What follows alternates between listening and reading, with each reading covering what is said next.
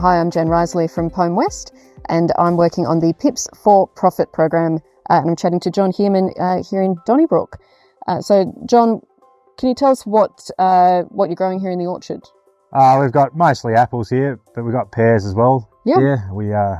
And we've got some nectarines as well. Yeah, beautiful. And so we're standing in front of, you've got a Piqa Boo pear orchard here that you're renovating to a different variety. Can you talk us through that? Yes, we planted these Piqa Boo trees about 5 years ago. We grew them cordon with leaders coming up every about 30 centimetres, and we've given up on them, and we're going to change them over. Yeah, and so which variety are you looking at? We're putting Red Angel on them. We have put Red Angel buds on them now. And what's your technique been for the renovation, for grafting? Or we budded them in March. Last year. Yeah, and so what sort of turnaround do you think? What does success look like in terms of getting this to back into production? What sort of time frame do you think you're looking at? I hope the way we've done it with the bud on every upright that we can fill the canopy in 2 years and then start looking at cropping them after that. Yeah. Any tips or tricks? I mean, you're early on in the process, but any tips that you've learned? If you're going to do this, if you do it early, make the decision early. I'll probably procrastinated for a couple of years, so we're 2 years behind already. So I wished I'd done it 2 years earlier. It would have been easier, the trees would have been smaller, which is easier for budding or grafting as well. But you're happy with sort of the vigour on the property, or in this part of the orchard?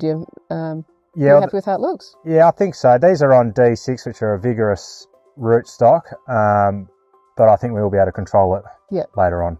So, John, what's the next step in the orchard over the next couple of months for this process? The next step is chop this off here just above the bud, and we'll probably paint it with some paint and copper, and then let them grow and train them all up.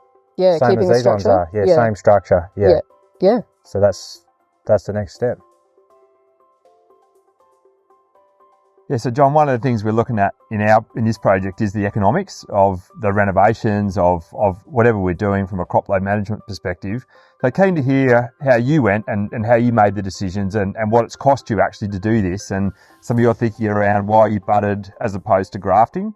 Yeah, so we chose a bud because it was cheaper, faster, and easier to train people to bud than grafting. And you need a lot less grafting material to do it.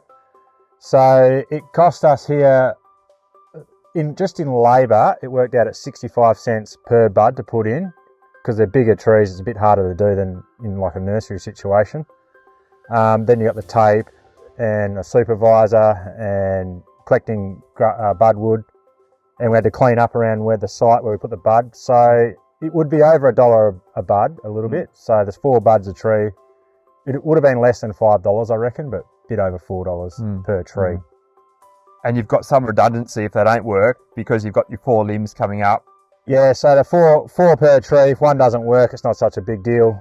You could either cut one and get 2 litres off that one, or I do plan to regraft any that, if there's a lot that's missed. So, but even if there's 3 stems per tree instead of 4, I don't think it's a big deal at the end. And what do you think the risks are around 30 centimetres spacings between the uprights? I think 30 centimetres, I certainly wouldn't go any closer. I just worry that this tree, as it gets bigger, there's going to be less room again. And I'm a bit worried that 30 centimetres is a bit tight.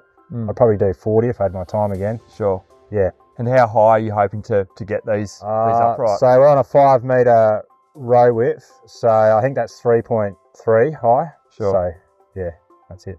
Yeah, good. Yep. Thanks. No worries.